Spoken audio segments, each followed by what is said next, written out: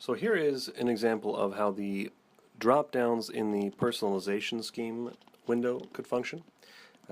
You'll see that I have this drop-down here for the column type, and I have combo selected. I have added combo to this drop-down from the original list of items. And what that does when you select combo is it changes the column size to a modify button, and it grays out all of these fields, the label field, the default value, and the format, and it makes them read-only so they cannot be edited or modified. The list position text box is still there. And so the way that it works is when we click modify, it brings up this edit items window, and I can add as many items as I like. I can add item 1, item 2, item 3, right, and so on. Item 4, I can call these whatever I'd like, and they are separated. Each of these values is separated obviously by a carriage return.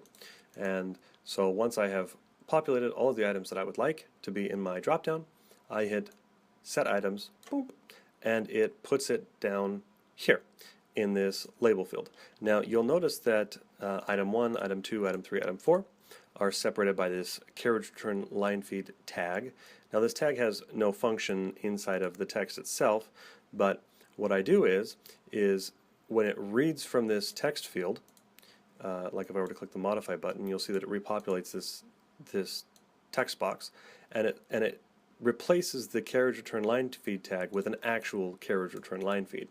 And so that way you can have a string of data that has values that are separated without having to use a comma. I know that comma is really common, but then if somebody wants to use a comma in their text, they can't, and so I like to do it this way. It doesn't have to be done this way.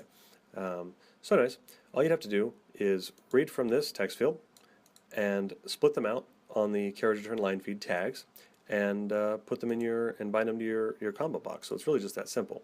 Now as far as the database goes, luckily you will be able to keep the same format you have now.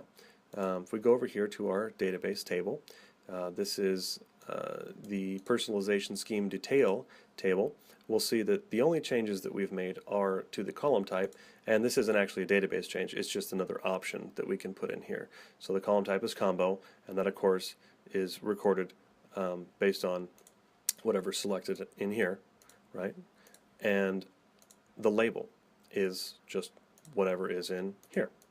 And the only modification I had to make was this label field by default is 64 characters max length. I had to change it to a varchar max to accommodate any length of or any number of items. And of course that's a simple change.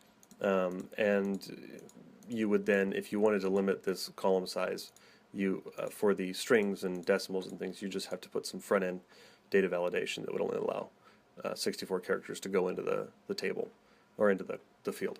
So pretty simple modification, I think. So that's just an example of the way that it could work in the future.